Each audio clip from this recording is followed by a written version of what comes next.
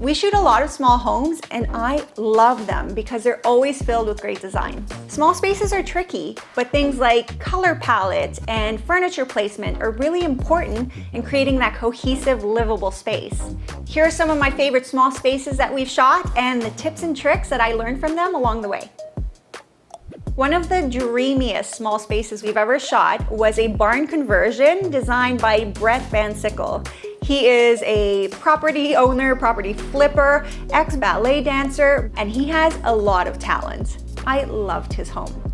The tip I took from this space was to scale the rooms based on how much you use them. This homeowner was really into cooking and receiving guests, knew he didn't have space for both a big kitchen and a dining room, so he instead designed a gigantic island, almost too big for the space, but made so much sense with the way he lives and entertains. In the rest of the barn, he created really small spaces for rooms that he barely uses, like the bedroom. You're only there to sleep, and the bathroom. I mean, you're there for 20 minutes. Why does it have to be gigantic? I love that.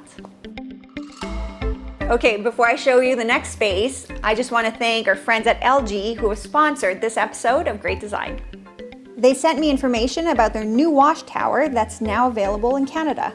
This is something I've never seen before, and it has design features that would make it perfect for a small space. This wash tower is a single unit design that makes the most of space efficiency while adding the benefit of full-size capacity.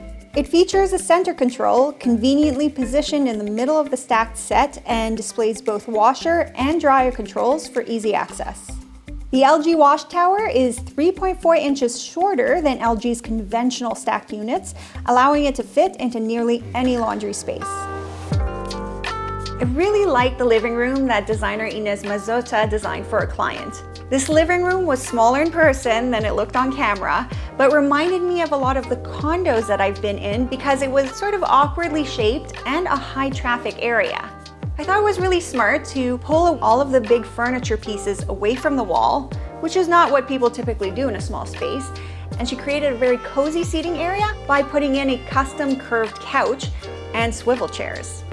What was smart about putting in a curved couch is now it wasn't pushed up against the radiator, but it also gave access to the powder room, which was right beside the couch, which you guys didn't see when we first showed this space. And a great tip in a small space is to use lightweight, easily movable tables to get them out of the way when you need the space, and to use sconces, because if you put your lights up on the wall, then you have the floor space for walking. Yeah, no, I swear it was a small space. There was a piano room, but it was just a sunroom with the piano in it. I swear. I was there. It was small.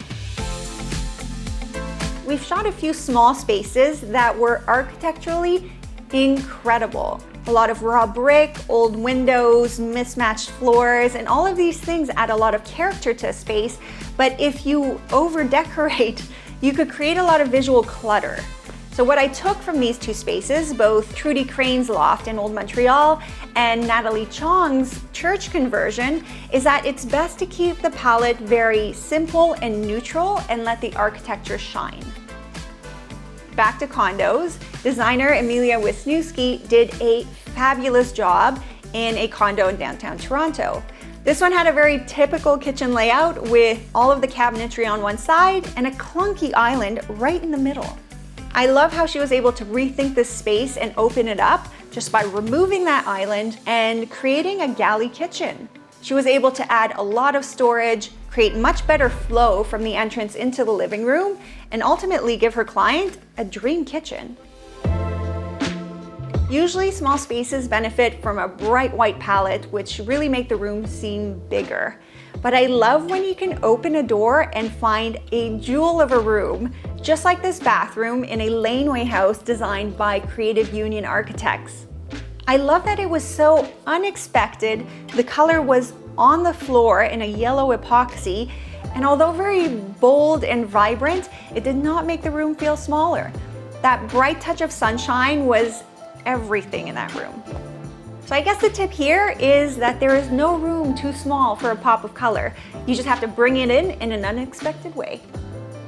Well-planned storage is essential in a small space, and a lot of times I see that kind of storage in kitchens, which is genius because that's where you have the most stuff. I really like this blue kitchen that Rebecca Hay designed with customized inserts.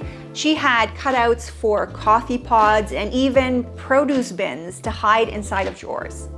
She even added shallow storage on the inside of cabinet doors, and my personal favorite, a pull-out for kitchen utensils right beside the oven, because you know that that's where you need them.